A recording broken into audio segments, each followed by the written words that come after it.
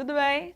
Eu sou a professora Rafaela Lima, sou professora de Biologia e você está aqui para a nossa aula sobre organelas citoplasmáticas. Se eu estou falando de organelas cito, são organelas que estão presentes nas células.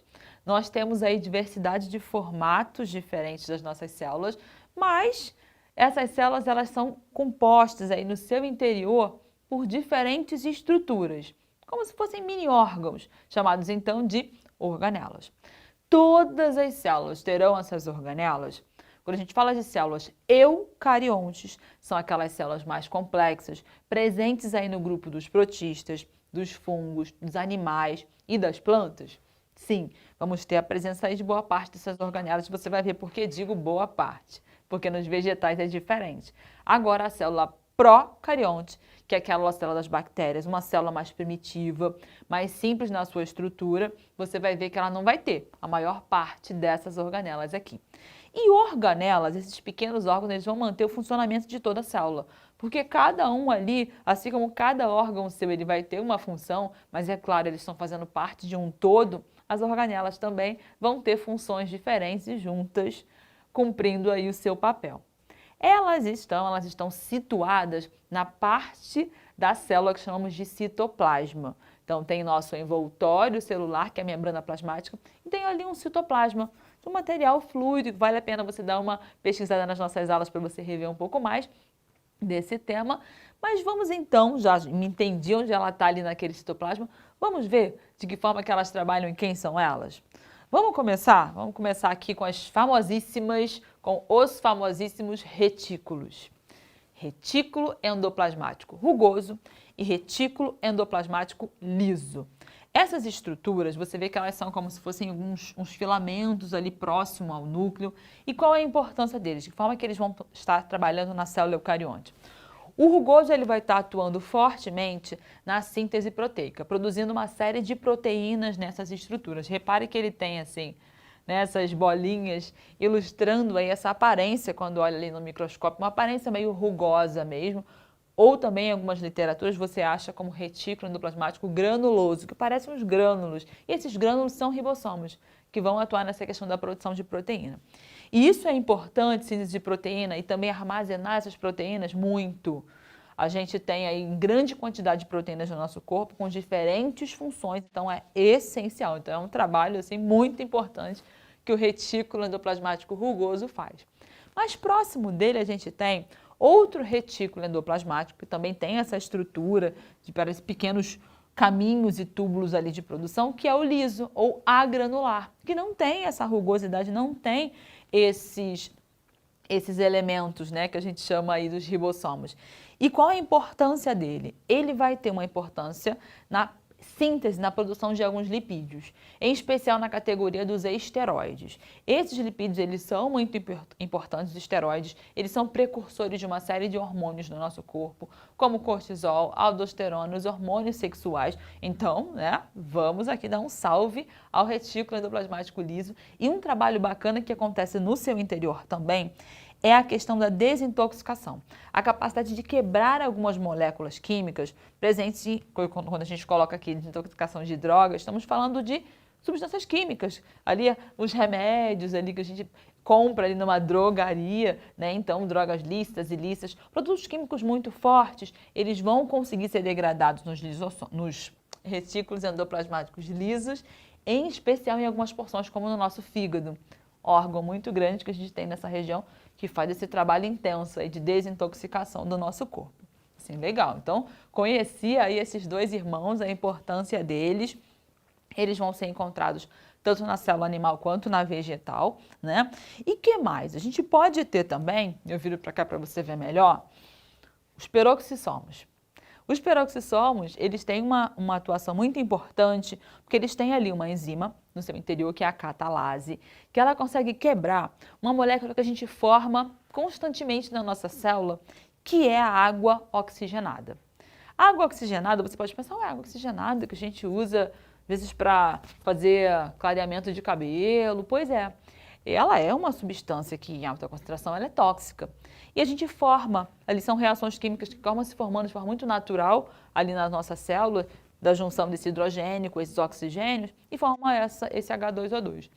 que é essa água oxigenada. Então, a gente precisa estar quebrando essa molécula para não causar essa intoxicação. E o peroxissomo tem essa importante missão de estar aí com a sua enzima fazendo essa degradação. Então, super importante, né? E quem também trabalha aí no setor da degradação da quebra são os lisossomos. Liso, de lise, de quebra.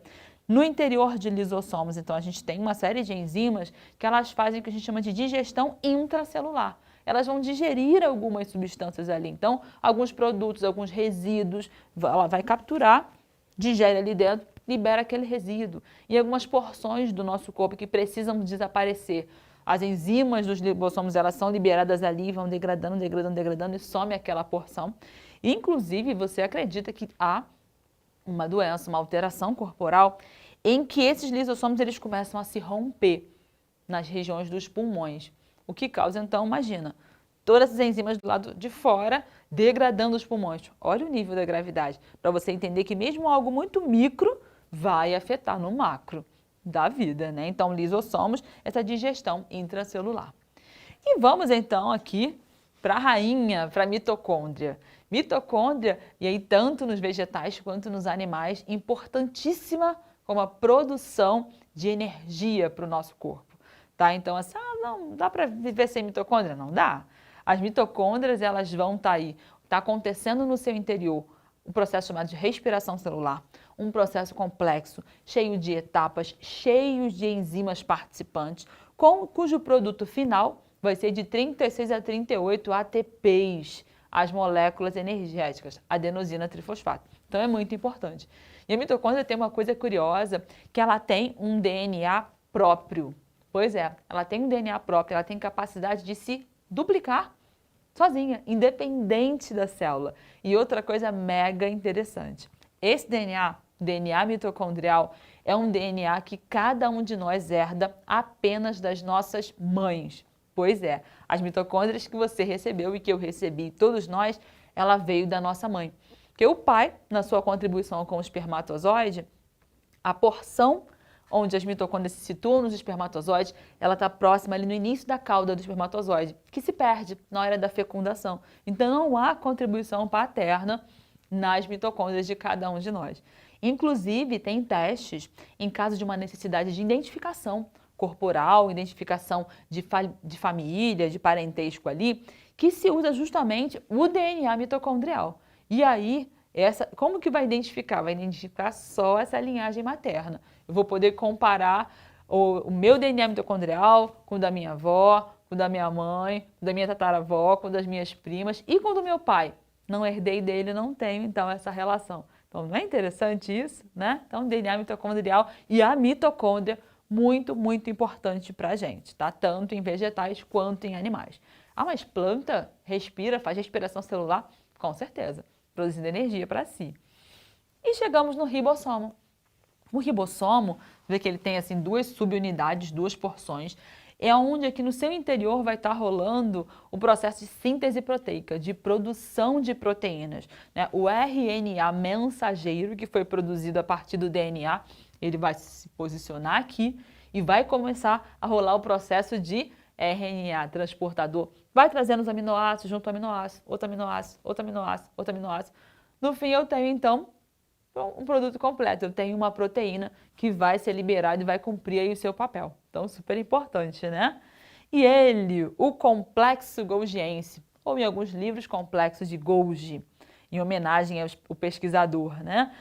O complexo golgiense, ele vai ter um papel tanto na questão de armazenar, então, às vezes, produtos produzidos aqui no retículo, o complexo golgiense, ele vai armazenar, ele vai empacotar aquilo ali, e ele vai ter, então, às vezes, algumas complementaridades de funções, elas vão ocorrer aqui dentro, e um papel relevante na questão de secreção, de eliminação de substâncias. Alguns órgãos do nosso corpo, eles secretam substâncias. E é interessante ver, até nos estudos aí de microscopia, que muitas dessas células, o complexo golgiense é maior, porque vai ter esse papel de secreção. Então, forma ali umas vesículazinhas, chega na membrana plasmática e libera o que foi produzido ali dentro.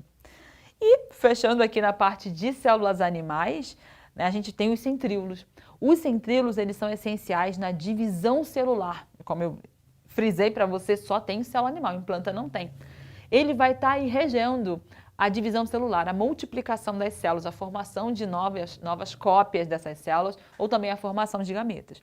Então, eu falei para você que essa galera toda aqui, né, comum tá na célula animal, então, os retículos, a mitocôndria, os ribossomos, complexos golgiense, a gente vai ter também aí nos vegetais o lisossomo, centríolo não, mas a gente fecha aí dando destaque em quem só está presente na célula vegetal. A começar por ele, o famoso cloroplasto. Verdinho, assim, por conta da alta concentração de um pigmento chamado clorofila.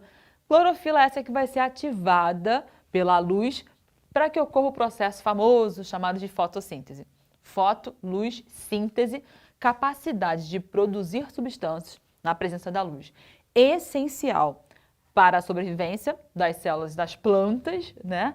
E, por tabela, nossa também. Porque, nesse processo, essas plantas e essa estrutura, o cloroplasto, ele vai receber, então, o gás carbônico junto com a água. E aqui dentro vai rolar, então, como um subproduto, a liberação de oxigênio, que a gente super usufrui também, né, para a nossa respiração, e produção de glicose, que vai servir de fonte, né, por isso que a gente chama de que as plantas são autotróficos, elas produzem o seu próprio alimento, vai servir de fonte aí para que ela possa produzir energia. Então, cloroplasto, típico aí das vegetais. E o vacúolo, também é uma estrutura que tem no interior aí do citoplasma, só em plantas, que você vê aqui, ela é como se fosse uma grande bolsa, né, onde vai armazenar muito líquido e diferentes substâncias, assim, variando de acordo aí com a espécie de planta, ajuda no equilíbrio osmótico, equilíbrio de água dessa célula. Então, são aí exclusivas das células vegetais. E assim, depois desse passeio no mundo celular, a gente fecha a nossa aula, tira uma foto, faz seu registro, resumo para você estudar com calma. Foi bom ter você por aqui. Até a próxima. Tchauzinho!